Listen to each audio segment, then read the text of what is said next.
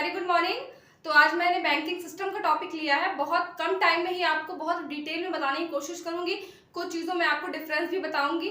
अगर हम बात करते हैं बैंक की, तो बैंक एक ऐसी संस्था होती है जहां पर जो आम जनता होती है वो अपने पैसे को डिपॉजिट करती है और बैंक हमें लोन देता है या हमारे सेविंग वाले पैसे पे हमें कुछ इंटरेस्ट देता है। इस तरीके से ही बैंकिंग जो सिस्टम है वो चलता है, चाहे आप छोटे बैंकों की बात करें या बड़े बैंकों की।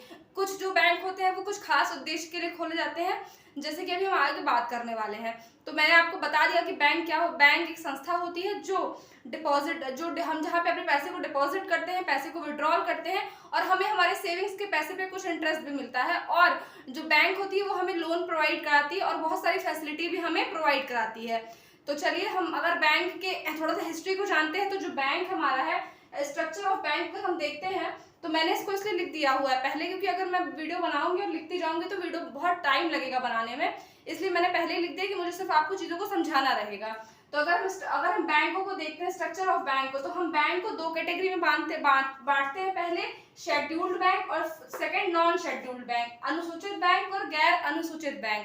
जो शेड्यूल्ड बैंक होते हैं वो आरबीआई का जो हमारा अधिनियम है 1934 का, उसकी दूसरी अनुसूची में जो है शेड्यूल्ड बैंक की बात की गई है। मतलब जो आरबीआई एक्ट 1934 की सेकंड शेड्यूल्ड, मतलब सेकंड अनुसूची में जो बैंक जिसकी बात की गई है वो शेड्यूल्ड बैंक है। और हमारी नॉन शेड्यूल्ड बैंक की बात उस अनुसूची में नहीं की गई है, ना उस अनुसूची में इस बैंक को, नॉन शेड्यूल्ड बैंक को रखा गया है।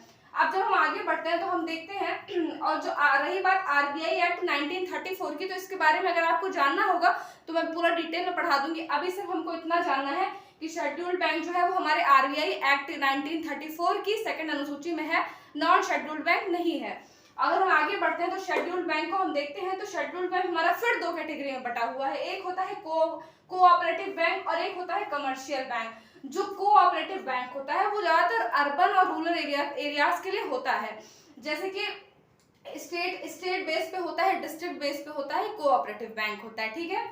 और अगर हम और ये ज्यादातर जो है आपके ये छोटे अर्बन और रूरल एरियाज में ये कृषि को मद्देनजर रख के, मतलब फार्मर्स के लिए और उनके उद्यम के लिए, उन्हें उद्योग के लिए, उन्हें लोन वगैरह देने के लिए ये बैंक जो है वो खुलते हैं। अगर हम कमर्शियल बैंक का तो कमर्शियल बैंक हमारे फिर चार कैटेगरी में बढ़ जाता है। एक होता है पब्लिक सेक्टर, एक होता है प्राइवेट सेक्टर, एक होता है फॉरेन बैंक, एक होता है आरआरबी बैंक, ठीक है। कमर्शियल बैंक अभी प्रेजेंट में शायद 12 कमर्शियल बैंक्स हैं, एग्जैक्ट है मुझे शायद नहीं पता, बट जहां तक मुझे पता है कमर्शियल बैंक अभी 12 बैंक है प्रेजेंट में। पहले ये इनकी संख्या 14 थी, पहले इनकी संख्या जो थी वो 14 थी। तो चलिए अब हम बात करते हैं पब्लिक सेक्टर की। पब्लिक सेक्टर वो बैंक होते हैं, पब्लिक सेक्टर के बैंक वो होते हैं जिसका 50% हिस्सा जो है वो गवर्नमेंट के पास होता है। हम पब्लिक सेक्टर बैंक को सरकारी बैंक भी बोलते हैं। इसका 50% जो हिस्सा होता है, 50% जो शेयर होता है वो गवर्नमेंट के पास होता है। किसके पास होता है? गवर्नमेंट के पास होता है। और इसको हम पब्लिक बैंक बोलते हैं, पब्लिक सेक्टर्स बोलते हैं, सार्वजनिक क्षेत्र के बैंक बोलते हैं। अगर हम आते हैं प्राइवेट बैंक पे, प्राइवेट बैंक क्या अलग होता है? तो प्राइवेट बैंक जो होता है वो क्या होता है, इसका ज्यादातर हिस्सा जो है वो किसी कंपनी या शेयर होल्डर्स के पास होता है। हम लिख सकते हैं इस शेयर होल्डर्स, जो शेयर होल्डर्स होते हैं या तो फिर कोई कंपनी होती है उसके पास इसका शेयर्स होता है। मतलब ज्यादातर जो इसका हिस्सा होता है वो शेयर होल्डर और कंपनी के पास होता है, इसलिए हम इसे प्राइवेट सेक्टर के बैंक्स बोलते हैं। जैसे आपका एचडीएफसी हो गया, ये सारे जो बैंक्स होते हैं ये इसके अंतर्गत आते हैं। फॉरेन अगर हम बैंक की बात करते हैं तो ये हमारे विदेशी उद्देश्यों को पूर्ति करता है, मतलब हमारे विदेशी उसकी पूर्ति करता है।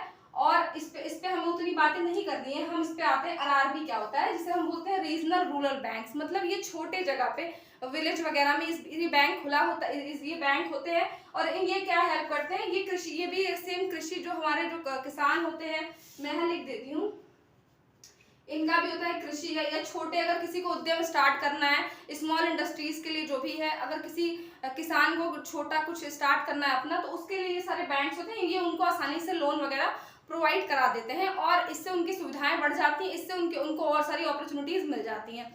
तो ये मैंने स्ट्रक्चर्स आपको बता दिया है शेड्यूल्ड बैंक का और नॉन शेड्यूल्ड बैंक का।